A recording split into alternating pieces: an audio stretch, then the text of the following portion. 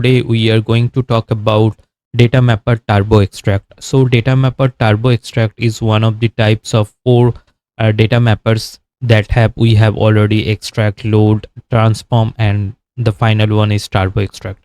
So turbo extract is basically a simplified form of the standard extract, right? So it is basically simplified high performance retrieval that query data from single Salesforce object rather than multiple Salesforce object that supports the standard data mapper extract, right? So today we are going to create one simple turbo extract and we are going to see its configurations, right? So primarily what are the uses of this turbo extract? So whenever we need first simple read operations from a single object, we could use turbo extract. Rather than for complex read requiring data from multiple objects, we could use the data mapper extract. So in here I'll just provide the name as turbo extract demo, and the interface type would be turbo extract, and input type and output type would be JSON. So on clicking on save, we could create the turbo extract data mapper, and we could see this interface only. No formulas, no extract tab, no mappings tab, just these fields, right? So this is the interface. So in here we just need to search for our respective object from which we want to retrieve those records, right? So we want to use the account since we want to fetch few account data, and extract object path could be anything, and the field would be like we'll provide the account name, and could be we can use the operator like, and based on this input parameter, for example we can just provide ACC name as an input parameter, and based on the input parameter value, for example we are searching for the Acme account, so we just need to provide the Acme keyword, and based on that keyword it will find all those account records having the keyword Acme in their name, right? And in the related object we could configure the field mappings, so there are no separate tabs as like any other data mapper. So we just need to configure the related object, and in here we could find the account object. So and in the field mapping, so we can see that under the selected fields already the ID field is being added and it is locked. We can't disallow this. So in here we can just search for few account fields, and I'll just make it to be selected within the selected fields, right? So for example let me just add website, then we could add like for example shipping or person mailing street, for example. So these are the four fields we want to fetch from those account records, right? So if I just click on preview, and in the input parameters I would click on this key value pairs, and in here in the key I'll just provide the ACC name that we have configured while providing the extract configurations for the turbo extract. So in here I'll just provide the value as Acme. So now let me just execute. We could see that under this account array we could find only one account which having the word Acme, right? Acme partners we could find. Now let me search with Omega. For example we have multiple accounts with Omega, and Omega Technologies, Omega Inc. So let me just search with Omega instead of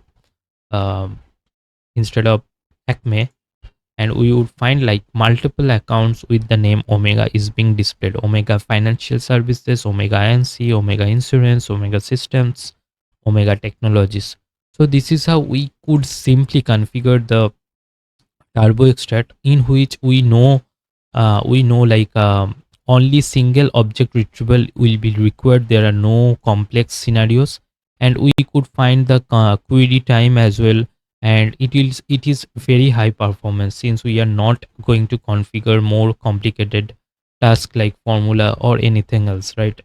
So and that we discussed, like it is restricted to only primary object type, and rather than the standard Salesforce OmniStudio data mapper extract which supports multiple related or unrelated objects, right? And out in the output mappings also We could find like flattens the response directly into the output tab is available. So but in case of standard extract OmniStudio data mapper, we could see like mappings, nesting, restructuring, those kind of operation could be performed under this mappings, right? But in here in the turbo extract, those kind of complex stuffs can't be done, since this is a very simplified form of the standard extract. And as we talked about, like formula is not supported, which is fully supported in data mapper extract, right? And and it is basically used for faster and high faster runtime due to the lighter footprint. And the standard extract would be like slightly slower due to the heavy processing of like mappings of formulas and all, right? So when to use the turbo extract? So 90% of your simple read operations simply need to grab information, pulling a specific account details to feed in a flex card or omniscript. In those cases, we know there is no complex steps are involved. So in those cases, we could simply use the turbo extract. So today we have learned about how to configure the turbo extract. Then we have talked about few differences between the turbo extract and the standard Salesforce OmniStudio extract, right? So thanks for watching. I'll be uploading more tutorials on Salesforce OmniStudio Data Cloud topic and as well as Agentforce topic. And if you like this video, please do like, share, subscribe my YouTube channel, and please don't forget to hype this video or to take membership into my channel. That will motivate me to create more tutorials for you. And you could find other data mapper tutorials under my courses tab in my channel.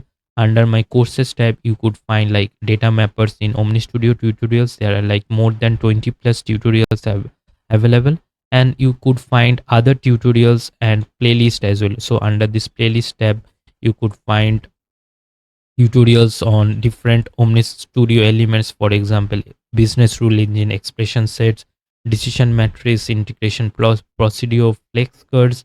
In flex card, I have like more than um, six hours more than long videos are there, including all videos durations, right?